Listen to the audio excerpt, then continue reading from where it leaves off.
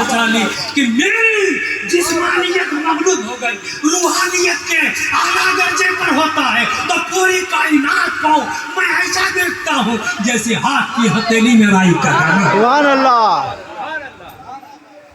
ہاتھ کی ہتھیلی میں رائی کا دانہ جو ہر گوشے کو میں دیکھتا ہوں، پوری کائنات کو ویسے ہی دیکھتا ہوں۔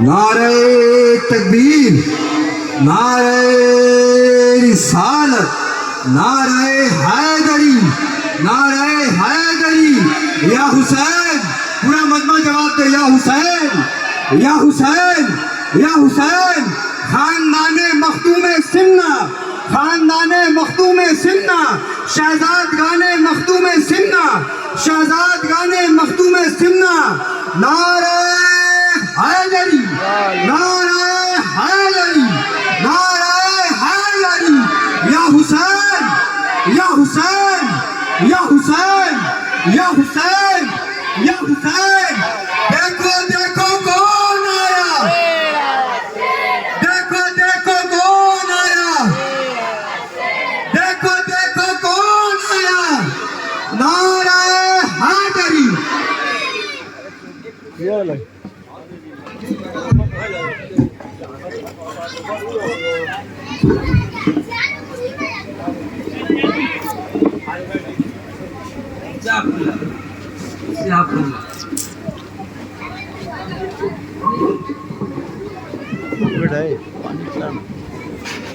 پانی گھر سے مانگ لینا کسی سے، بولے ایک بوتل پانی کا دیجیے، کسی کو ہی بولنا، ارے مانگ لو نا، بولو نا پھر۔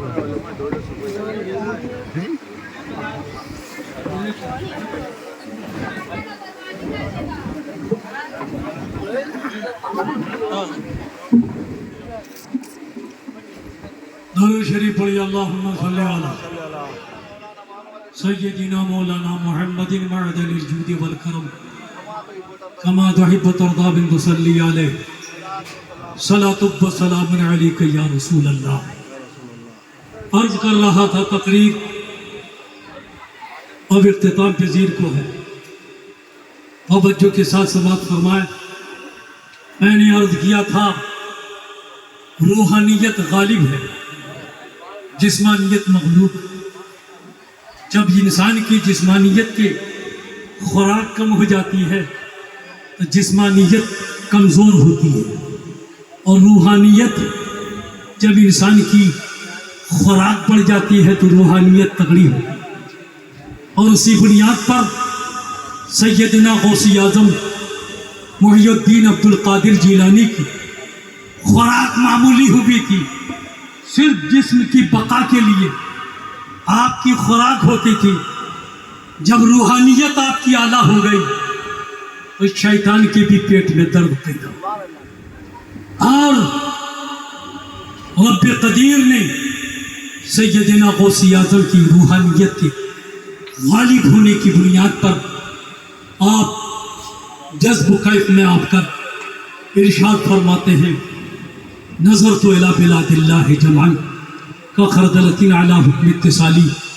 پوری کائنات کا میں ایسا مشاہدہ کرتا ہوں جیسے ہاتھ کی ہتھیلی میں رائی کا دانہ۔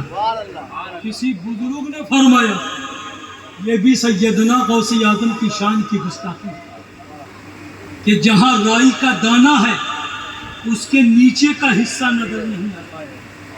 غوث اعظم کی شان کی یہ بھی گستاخی ہے، غوث اعظم کی نظر اس رائی کے دانے کے نیچے بھی ہے اور اندر بھی ہے۔ اتنا بڑا کمال ہے، یہ تو سرکار غوث اعظم کی شان کی گستاخی ہے، ان کی کمی کو دکھایا گیا کہ سرکار غوث اعظم ایک رائی کے دانے کی برابر نہیں بلکہ رائی کے دانے سے زیادہ پوری کائنات کا مشاہدہ کرتے ہیں۔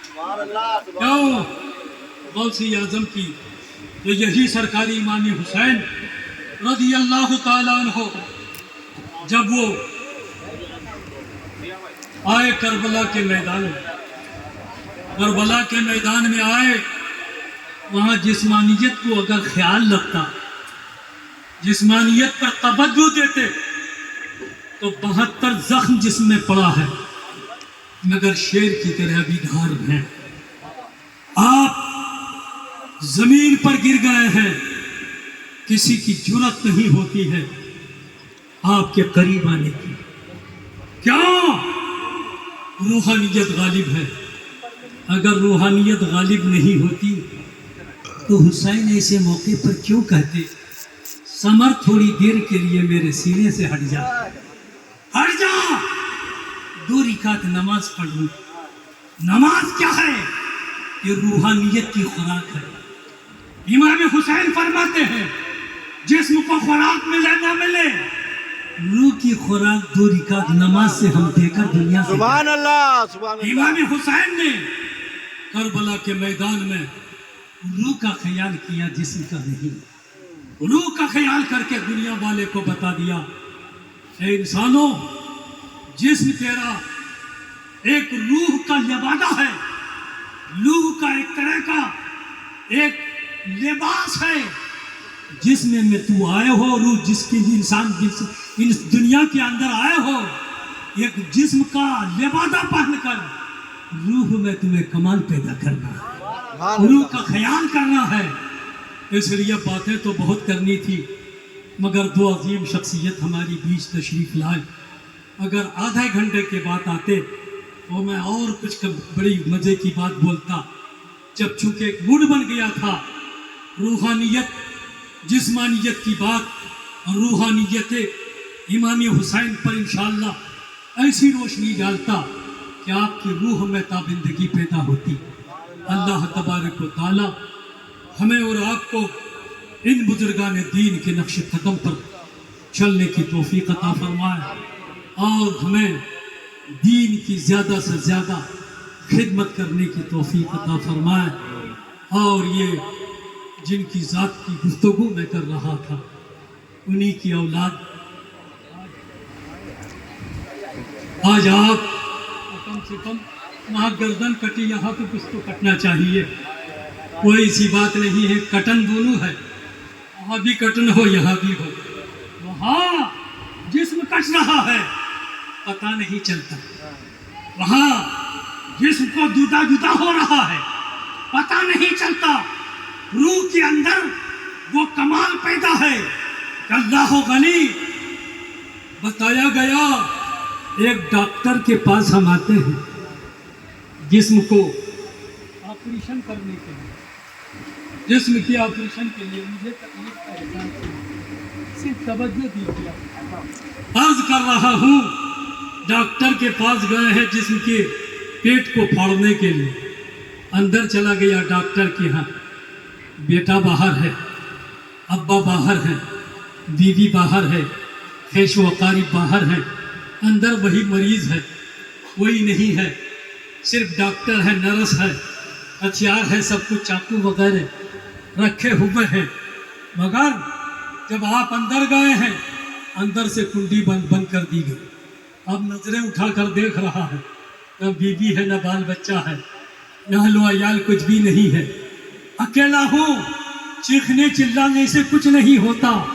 بالآخر ڈاکٹر آگے بڑھتا ہے، ایک لائٹ نظر کے سامنے، زور سے بولو، ارے محبت سے بولو، لائٹ جل کر دھیرے دھیرے قریب لائٹ آ رہی ہے، آنکھ کے قریب آ کر لائٹ یوں ہی بند ہو جاتی ہے اور تھوڑی دیر کے بعد لائٹ ہٹائی جاتی ہے۔ تو اب اس کے بعد فلاں کچھ جواب نہیں دیتا، فلاں کا باپ کچھ نہیں بولتا، فلاں کا شوہر کچھ نہیں بولتا۔ اب اس کی اتری کاٹی جاتی ہے، اتری سے نکالی جاتی ہے، اس کے ٹکڑے ٹکڑے کرتے ہیں، پتھری نکالی جاتی ہے، سلائی کرتے ہیں، دھلائی کرتے ہیں، پھر اندر میں اتری رکھتے ہیں۔ فلاں کچھ نہیں بولتا، فلاں کا بیٹا کچھ نہیں بولتا، کوئی جواب نہیں ہے، لیکن اتری کاٹ کر جسم میں رکھا گیا، سلائی کی گئی، سلائی کرنے کے بعد پھر رکھا گیا۔ پھر جب ان کو جسم کا پورا اس کو सिलाई करने के बाद फला कोई जवाब नहीं देता, फला का बेटा कोई जवाब नहीं देता। 3 घंटे के बाद होश आता है और देखा मेरा पेट काटा गया था, चीरा गया था, मगर कुछ भी हमको पता न चला। पूछा गया मियाँ तेरा पेट काटा गया, हथेली निकाली गई, पत्थर काटा गया, पत्थर निकाला गया, कुछ भी पता न चला। तो कहा नशा पिला दिया था, पता न चला। तो ये नशा दुनिया का है, जो लाइट नजरों के सामने आया तो पेट कट गया, पता न चला।